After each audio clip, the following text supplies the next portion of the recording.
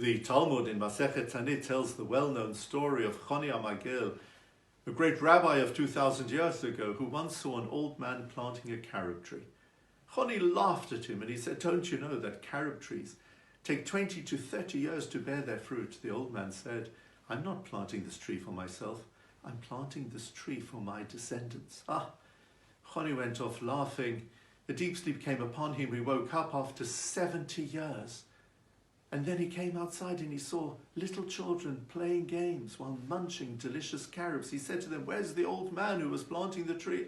They said, "Our legendary great-grandfather.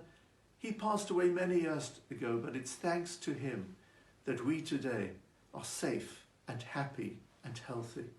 The Talmud tells the story in order to highlight for us the responsibility we have not just to look after our world of today, but rather to invest in a good, safe and healthy world for the generations to come. It is for this reason that issues such as climate change should not be allowed to be peripheral matters to deserve the attention and fascination of just a few people. But on the contrary, climate change needs to be one of our top priorities. We must fulfill the biblical command le'ovda u'leshomra, to work in this world and to guard it for the future. For this reason, I commend Jonathan Waxman and the Hampstead Garden Suburb Shul for all that you are doing to highlight this hugely important issue for us.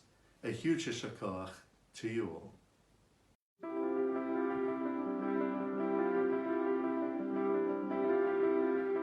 Thank you, Chief Rabbi. I'm Johnny Waxman. I have lived in Hampstead Garden Suburb since 1986 and been a member of HGSS all that time, raising my family here and taking an active role in the life of this wonderful, warm community. As the name suggests, this is a beautiful part of the world, with trees, green spaces and the changing seasons an integral part of our daily life. This is one of the views I have enjoyed almost every day since we moved here, on my walk to Golders Green Station, or these days, just my government mandated daily. I want to talk today about nature and our place as humans in it, and in particular about the climate crisis. Especially, I want to tell you why and how I believe we can rise to the challenge of averting the climate crisis before it gets any worse. This is another picture of where I live. This photo was taken by astronaut Bill Anders in December 1968 from Apollo 8, the first human mission to the moon. So beautiful, but also, for the first time in human history, appearing small, maybe even fragile. The Earth hangs in space and is the recipient of the bounty of sunshine all year round. And that sunshine is the ultimate source of the energy that powers all life on Earth.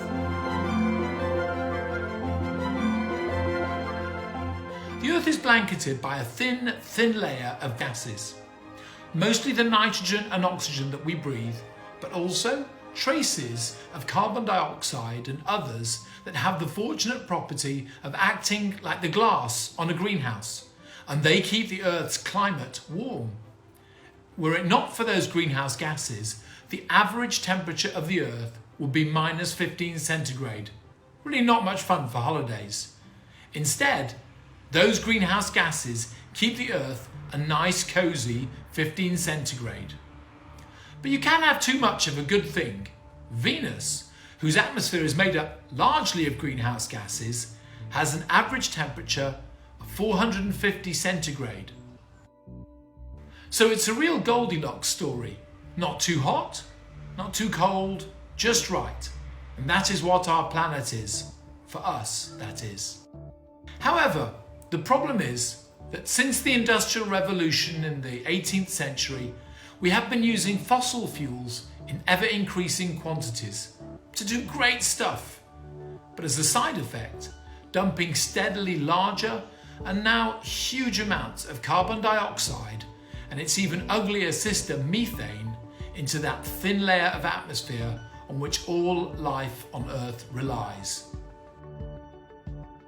Look, here is a graph of the increase in atmospheric carbon dioxide over my lifetime.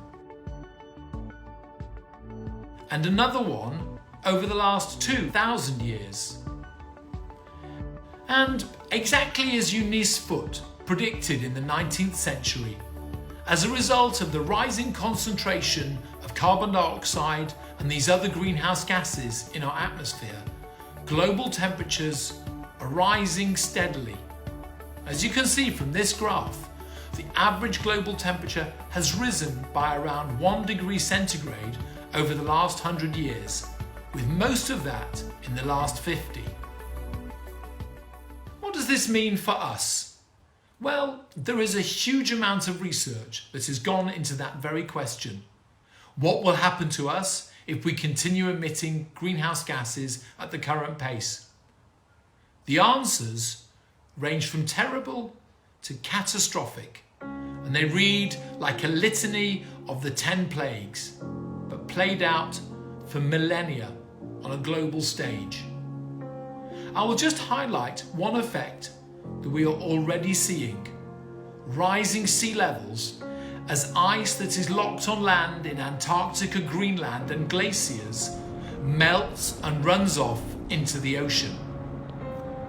Sea level has already risen by around 20 centimetres, and we do not know how this may evolve in the future. But worryingly, the last time that global temperature was 1.5 degrees warmer than now, sea levels were 20 metres higher than current levels, meaning that most of London, or the area that is now in London, was underwater.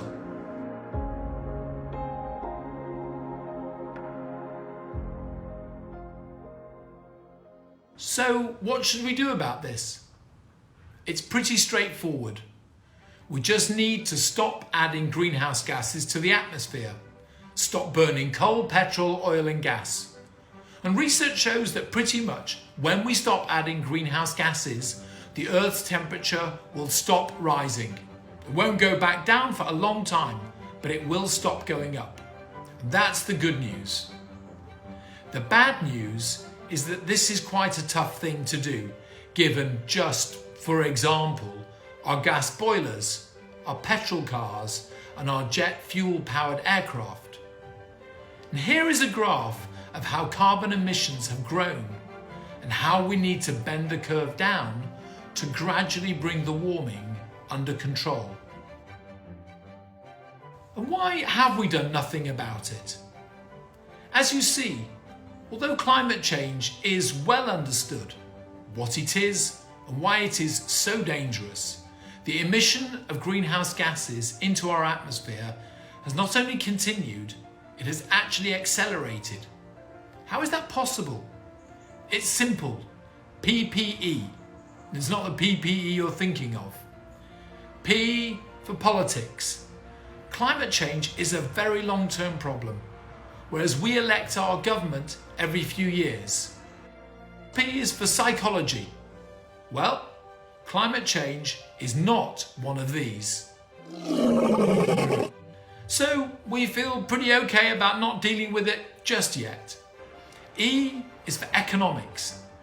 The atmosphere is a free bin. It's available to all of us to use, and the carbon pollution we are putting in it is invisible, has no smell, and is not toxic. So why not?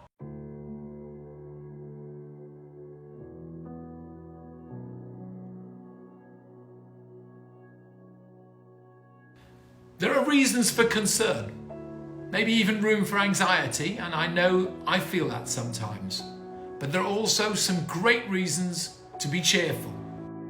Number one, tremendous strides forward in developing technologies that can replace fossil fuels. There are many examples, but just for one, here is how the price of solar panels, a zero carbon source of energy, has fallen by more than 99% since 1975. 2. Where there has been policy put in place specifically to reduce carbon emissions, these policies have been stunningly successful.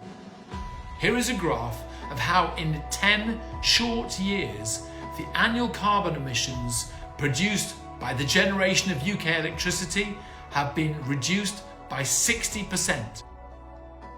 The world is waking up and rousing from its climate slumber.